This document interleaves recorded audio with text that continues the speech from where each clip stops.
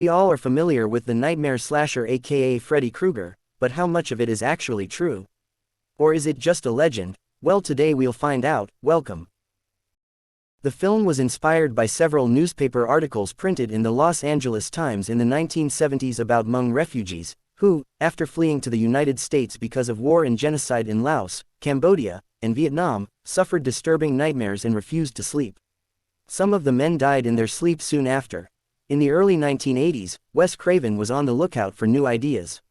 He wanted to make something genuinely terrifying, something relatable that would draw in as many people as possible.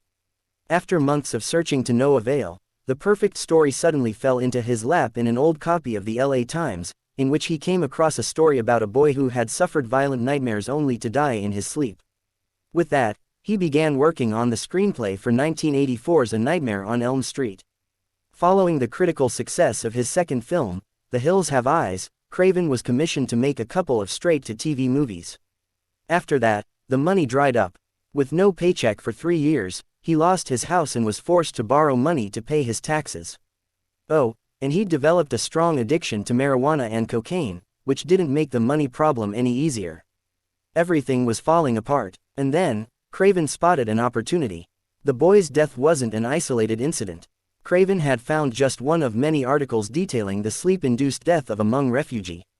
Having fled genocide in Laos, Cambodia and Vietnam for a new life in America, many Hmong began suffering from extremely violent, potentially PTSD-related nightmares.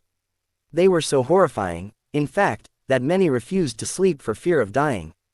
The authorities lazily dubbed the phenomena Asian death syndrome, which afflicted men between the ages of 19 and 57 and was thought to be some form of sudden death syndrome, or perhaps Brugada syndrome, which affects the heart's rhythm. Today, it is known as unexpected nocturnal death syndrome, though medical research has yet to provide a single adequate explanation for the deaths. Thanks for watching.